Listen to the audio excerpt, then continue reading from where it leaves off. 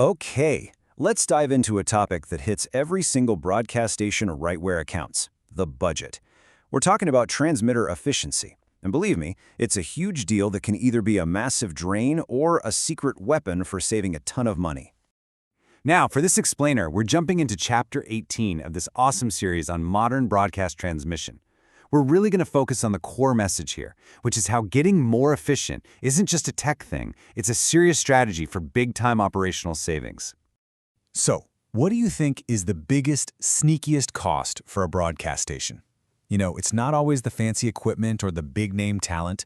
For so many stations, the real budget killer is something you can't even see. It's the absolutely massive 24/7 cost of electricity just to keep the lights on and the signal out there. To really get this, we've got to talk about a key metric, AC to RF efficiency. Honestly, the best way to think of it is like the fuel efficiency, the miles per gallon for your car. It tells you exactly how much of the power you're paying for is actually turning into your broadcast signal. Everything else, it literally just becomes expensive hot air. Okay, so where is all this energy you paid for actually disappearing to? It's not like it just goes from the wall outlet straight to the antenna, no problem. There are a few key spots along the way where energy just kinda leaks out. Let's follow the power and see exactly where it's happening. So that journey from the AC power in the wall, it takes a hit right at the start. Just converting it to DC power can waste up to 15% of your energy. But the real energy vampire here is the RF amplification stage. Get this, it can lose up to half of the power it uses. All that lost energy turns into heat, which means you're paying twice, once for the power you didn't use, and then again to run the AC to cool everything down. Now check this out. This is where it gets really interesting when you look at different kinds of technology. I mean, modern FM and digital TV have gotten way better, for sure. But look at AM radio using this clever tech called MDCL+. It's the clear winner, reaching efficiency ratings as high as 70%. That is a huge difference. So what's the secret sauce in MDCL+? Well, it's all about being smart with your power. Instead of just running at full blast all the time, it intelligently dials down the power during quieter parts of the broadcast. You can think of it like a smart dimmer switch for your transmitter, saving a bunch of energy when full power just isn't needed.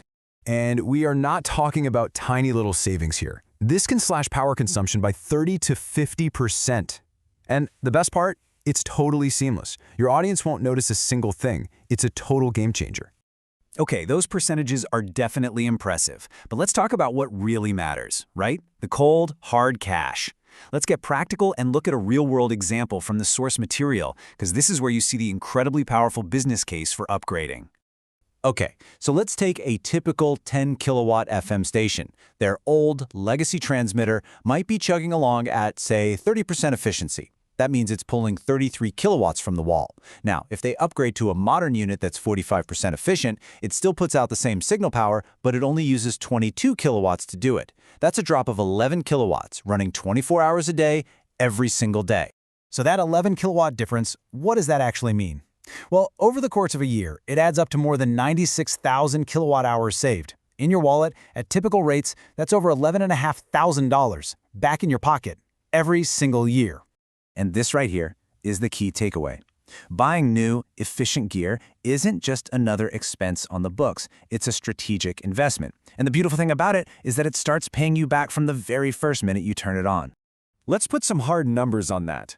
Based on the calculations in the source material, a $50,000 investment in a new transmitter pays for itself in just a little over 4 years. And that's only counting the electricity savings. That's not even factoring in the extra money you'll save from lower cooling bills or the fact that newer gear is just way more reliable. So, let's wrap this all up. Focusing on transmitter efficiency is way more than just a boring tech spec. It's a killer business strategy.